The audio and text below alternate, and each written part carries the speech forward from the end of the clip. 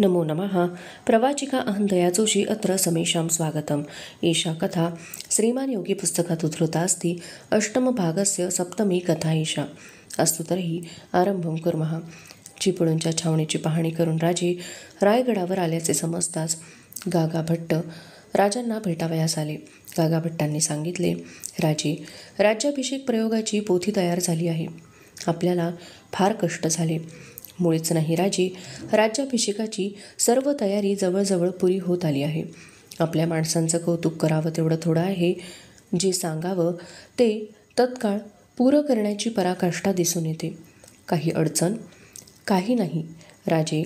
निमंत्रित ब्राह्मणांची उतरण्याची सर्व सिद्धता मोरोपंतांनी केलेली आहे. धार्मिक विधींच्यासाठी लागणाऱ्या सर्व साहित्यासाठी स्वतंत्र कोठी आहे. या कामी मदत करण्यासाठी अनंत भट्ट आहेत. तसेच आपले खास कुलगुरू बाळम भट्टही आहेत. मोरोपंत महालात आले. मोरोपंत, कोणतं काम आणलं? महाराज, लक्ष्मीगृहात सिंहासन तयार झालं आहे. एकदा आपली नजर त्यावर पडावी असं सर्वांना वाटतं. आम्ही जरूर येतो. देव आपणही चलावं. राजे थांबले. ते गागा भट्टांना म्हणाले, थोडं थांबावं, आम्ही मासाहेबांना घेऊन येतो. मोरोपंत, तुम्ही देवांच्या सह पुढे जा. राजे जिजाबाईंच्या महाली गेले, पण तेथे जिजाबाई वस्त्रगृहात असल्याचे कळताच त्यांची पावले तिकडे वळली. राजे वस्त्रगृहात पोहोचले. वस्त्रगृहात जिजाबाई सर्व राण्यांसह वावरत होत्या. येसूबाईही तेथे हजर होत्या. राजांना आत आलेले पाहताच येसूबाईंनी पुढे होऊन नमस्कार केला. येसूबाईंना जवळ घेत राजे म्हणाले, येसू, अलीकडे तू आबासाहेबांच्यावर रुसलीस वाटतं. जी नाही. आणि आमचे युवराज कुठे आहेत? जिजाबाई म्हणाल्या, तो शिकारीला गेला आहे. या धामधुमीत जरा कंटाळला होता. मीच पाठवला. तुम्ही चिपळूणला गेला होता. राजे काही बोलले नाहीत. त्यांची नजर वस्त्रगृहात फिरत होती.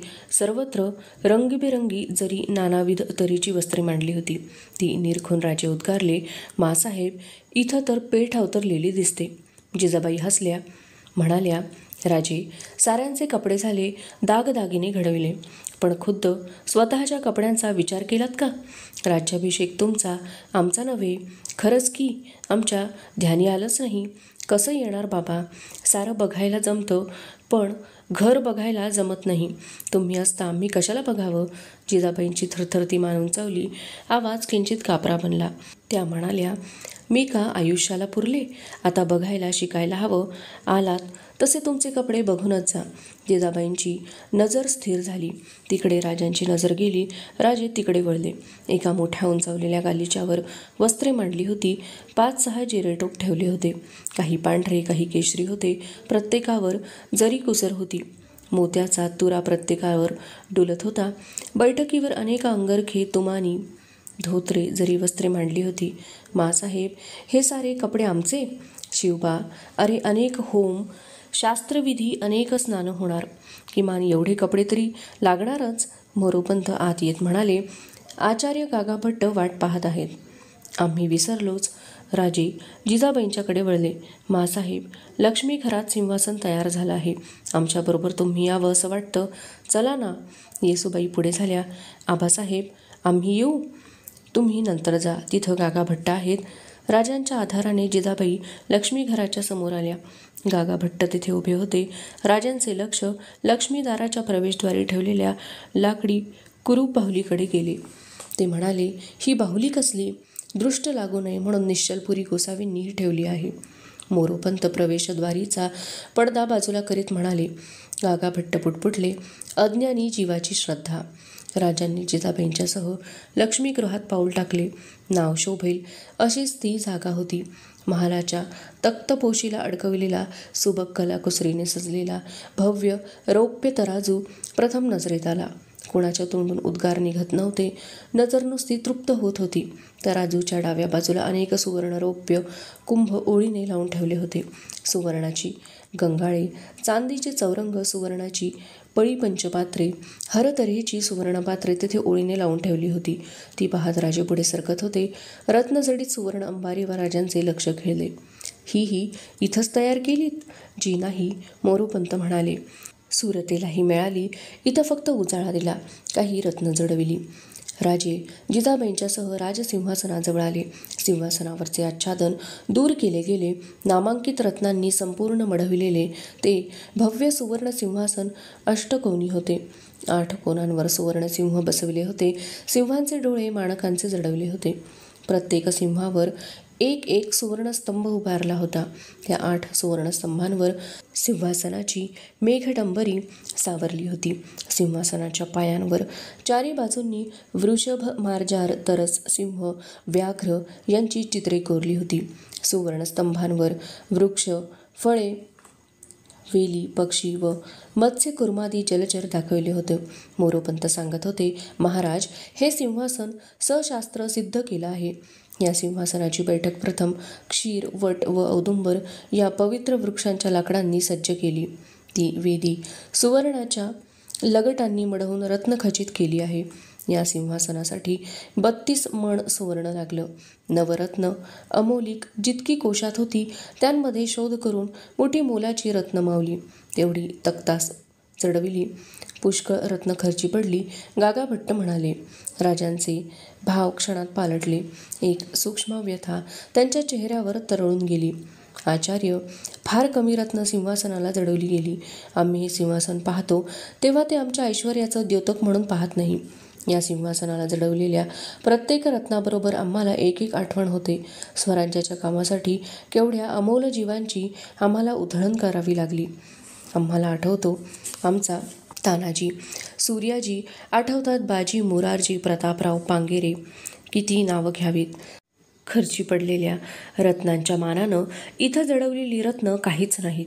जिजाबाईंचे लक्ष सिंहासनाच्या प्रथम पायरीच्या खोबणीत लटकवलेल्या रत्नजडित मुठीच्या तलवारीकडे गेले. शिवबा, ही तलवार कसली? राजाचा कंठ दाटला. एका आशीर्वादाची ती निशाणी आहे. मासाहेब, ही तलवार मिर्झा राजे जयसिंग यांनी आपल्या हातांनी आमच्या दुशेल्यात खवली होती. पुन्हा कमरेची तलवार उतरण्याची पाळी येणार नाही असा आशीर्वाद त्यांनी दिला होता. ते म्हणाले होते, खुदी को कर बुलंद इतना के हर तहरीर से पहले खुदा बंदे से खुद पूछे, बता तेरी रजा क्या है. तो आशीर्वाद खरा ठरला. फार मोठा माणूस. ही तलवार त्यांचीच आठवण आहे. मोरोपंतांनी राजांना सिंहासनालगत ठेवलेल्या 3 मणांच्या सुवर्ण छत्राकडे नेले. बैठकीवर ठेवलेल्या त्या छत्रालगत अनेक दागिने, किरीट ठेवले होते. राजांनी विचारले, हे काय? प्रतापगडाच्या भवानी मातेसाठी सिद्ध केलेले हे छत्र आणि हे दागिने. मोरोपंतांनी जिजाबाईंच्याकडे पाहिले आणि सांगितले, मासाहेबांच्या आज्ञेवरून तुळजाभवानी, कसबा गणपती यांच्यासाठी घडविलेले दागिने. कसबा गणपती पुण्याचा? राजांनी विचारले. जी. मोरोपंतांनी मान डोलवली. जिजाबाई पुढे झाल्या. त्यांनी सांगितले, राजे, मीच ते करायला सांगितले. अरे, तुला घेऊन पुण्यात आले तेव्हा प्रथम तो हाती लागला. त्याची स्थापना केली. त्याच्या सोबतीने लाल महाल बांधला. त्या मंगलमूर्तीचा आशीर्वाद ढळला नाही. त्याची सोबत कधी सुटली नाही. खरं आहे मासाहेब, आम्ही काय करणार? तो चिंतामणी, विघ्नहर्ता, सुखकर्ता. त्यानंच आम्हाला तारलं, वाढवलं, प्रत्येक संकटात धीर दिला. जिजाबाईंनी एकदम हाक मारली. राजे. काय मासाहेब? जिजाबाई बोलण्याचा प्रयत्न करीत होत्या पण शब्द सुचत नव्हते. राजांनी परत विचारले, काय म्हणत होता मासाहेब? काही नाही रे, एक नवच बोलले होते तो आठवला. कसला? काय सांगू तुला? तू आग्र्याला गेलास, तिथंच अडकलास, काही सुचेना. तेव्हा तुळजाभवानीला मागून घेतलं होतं. काय? तुम्ही सुखरूपपणे आलात तर देवीची जमीन रुपयानं मडवीन असं बोलले होते बघ. जिजाबाई सांगताना सुद्धा संकोचत होत्या. राजांनी ते जाणलं. ते मोठ्याने हसले. मासाहेब, मग त्यात अवघड काय? आमच्या राज्याभिषेकाच्या प्रसंगी आम्ही सोन्या चांदीची नाणी तयार करणारच आहोत. त्यातली काही पवित्र कार्यासाठी खर्च झाली तर आम्हाला आनंदच आहे. राजांची नजर मोरोपंतांकडे वळली. मोरोपंत, आमच्या नावचे लाख चांदीचे शिक्के देवीच्या देवळात ठोकण्याची व्यवस्था करा. मासाहेबांचा नवस अपुरा ठेवला तर आम्ही सुपुत्र ठरणार नाही. या छोट्या आईला मानलं नाही तर ती मोठी आई आम्हाला जवळ करणार नाही. जिजाबाईंची प्रेमाने ओथंबलेली नजर राजांच्यावर स्थिरावली. त्या नजरेची जाणीव होताच राजे विषय बदलून मोरोपंतांना म्हणाले, सुरेख मोरोपंत, सुरेख दागिने घडवलेत. ज्याच्या कुशल नजरेखाली हे घडले. त्या कारागिराला आम्हाला पाहायचं आहे. मोरोपंत बाहेर गेले. गागाभट्ट म्हणाले, मी पण तेच म्हणणार होतो. जयपूर उदयपूर कारागिरी प्रसिद्ध खरी, पण त्याहीपेक्षाही कारागिरी थक्क करणारी आहे. राजे म्हणाले, माणसं हुडकली की सापडतात. या भूमीत कलाकारांची उणीव नाही. उणीव असलीच तर ती दृष्टीची आहे. या भूमीत आपली माणसं आपल्यालाच दिसत नाहीत. मोरोपंत आले. मागून एक इसम आत आला. गोरापान, रेखीव बांधणीचा, कपाळी वैष्णव गंध रेखाटलेला. नजर तीक्ष्ण होती. नाक रेखीव होते. ओठ पातळ होते. जीवणी किंचित आत गेली होती. पायात धोतर, अंगात साधा अंगरखा व मस्तकी पगडी होती. मोरोपंत म्हणाले, महाराज, हा रामजी दत्तो. सिंहासनाचं छत्रचामरांचं काम यानंच कारागिराकडून पुरं करून घेतलं. राजांनी हातातली सलकडी उतरली. ती जिजाबाईंच्या हाती दिली. रामजीने येऊन दोघांना मुजरे केले. कडे रामजीच्या हाती देत जिजाबाई म्हणाल्या, थोर कसब आहे तुझं. डोळे त्यावरून काढवत नाहीत. अधुना अष्टमभागस्य अष्टमी कथायिषा. राज्याभिषेकाचे दिवस जवळ येत होते. राज्यातील प्रतिष्ठित व विद्वान ब्राह्मण, मांडलिक, इतर राजे, स्वराज्यातील मातब्बर लोक या सर्वांना निमंत्रणे गेली होती. निमंत्रितांची गडावर रीघ लागली होती. भोजनाच्या पंक्ती बसवण्यासाठी, लोकांच्या वास्तव्यासाठी गडावर ठिकठिकाणी विस्तीर्ण मंडप उभारले होते. खासे, शामियाने, डेरे, वाबगा, राहुटी, चांदणी यांची एकच गर्दी गडावर झाली होती. प्रत्येक वास्तव्याच्या ठिकाणी सेवक व त्यांवरील अधिकारी यांच्या नेमणुका झाल्या होत्या. पाचाड व रायगडवाडी यांच्या नजीकही अशीच उभारणी केली होती. किल्ल्याखालच्या माचीवर अनेक सायवान डेरे उभारले होते. प्रत्येक कामावर स्वतंत्र अधिकारी होते. धुरळा उडू नये म्हणून गडावरच्या राजरस्त्यावर छागल, पखाल, मशकधारी पाणी शिंपित होते. एवढी सारी सिद्धता होऊन अधिकाऱ्यांना वेळ अपुरा वाटत होता. कामाचा उरक होईल की नाही याची भीती वाटत होती. संभाजीराजांच्या महाली संभाजीराजे कपडे करीत होते. येसूबाईंनी त्यांना तलवार दिली. तलवार दोशिल्यात खाऊन संभाजीराजे तयार झाले. संभाजीराजे येसूबाईंच्यावर नजर खेळून म्हणाले, आमच्या मस्तकी तुम्ही असलात तरी चार चौघात ते झाकण्यासाठी शिरोभूषण हवं ना. येसूबाईंनी जीभ चावली. मंचकावर जिरेटोप राजांच्या हाती दिला. टोप घेण्यासाठी पुढे केलेले हात येसूबाईंच्या हातावर विसावले. येसूबाई लाजल्या. दरवाजाकडे पाहत त्या म्हणाल्या, लवकर कपडे करावे, पुन्हा कोणीतरी वर्दी द्यायला येईल. संभाजीराजे मोकळेपणाने हसले. त्यांनी मस्तकी टोप चढविला. येसूबाईंच्या हनुवटीखाली मूठ देऊन त्यांनी चेहरा उंचावला व ते बोलले, पाहू हे काय. डोळे मोठे करीत येसूबाईंनी विचारले, आम्ही तुमच्या डोळ्यात पाहत होतो. आरशात पाहिलं नाही तर टोप नीट बसला की नाही कसं कळणार. कवी कलशांच्याकडे हेच शिकला वाटतं. का तुम्हाला आवडलं नाही. आता महालाबाहेर जाणार का मी जाऊ. तुम्ही गेलात तर आमचं इथं काय काम.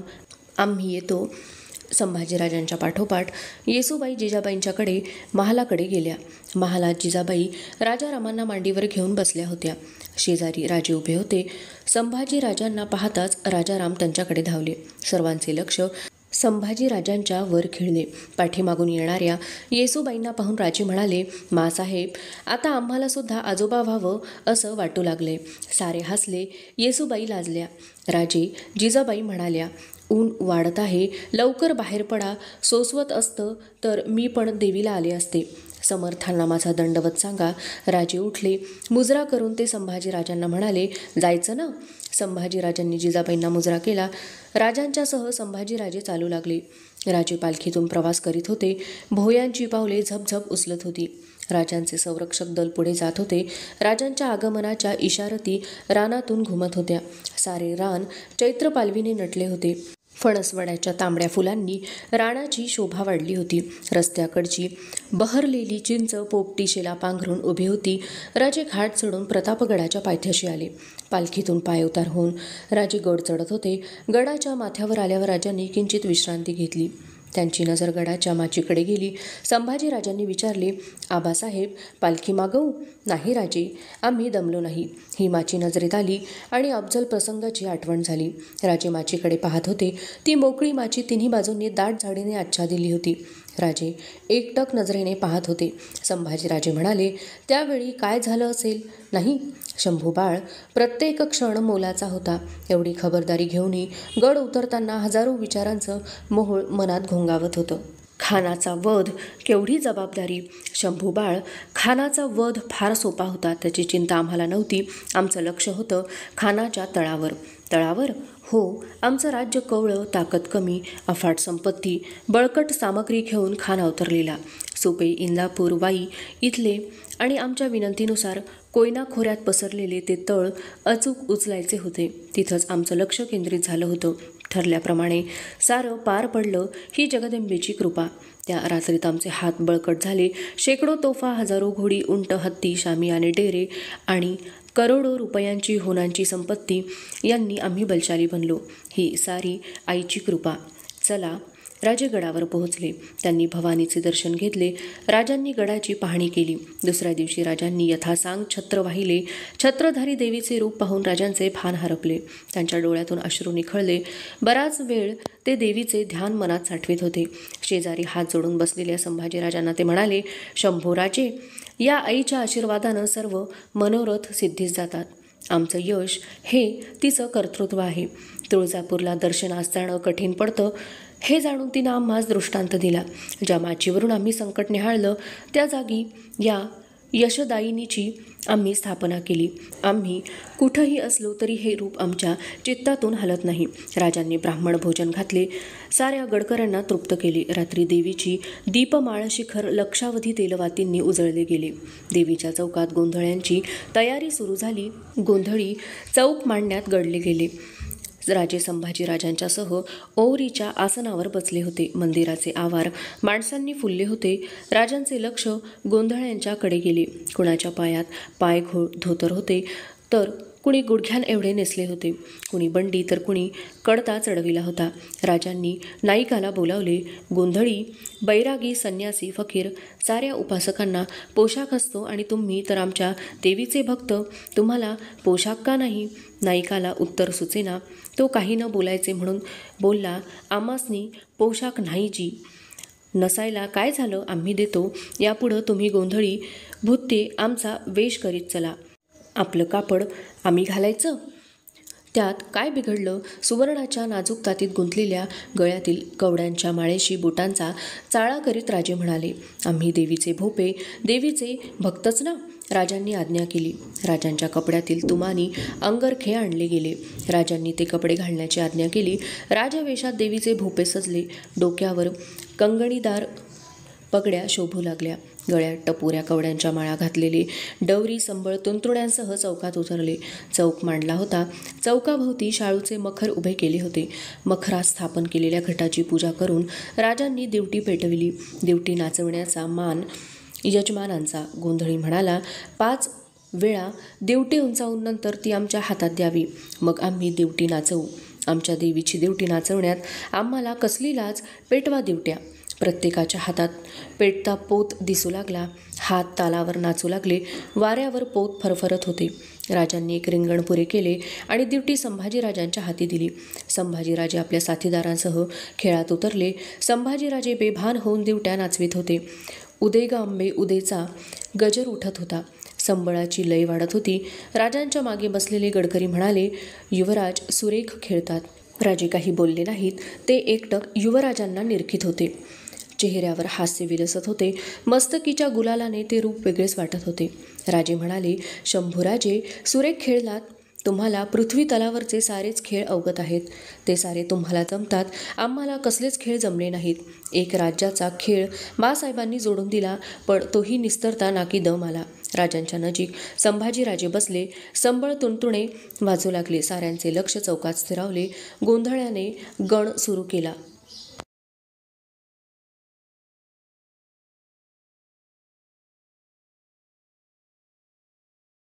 गण संपला.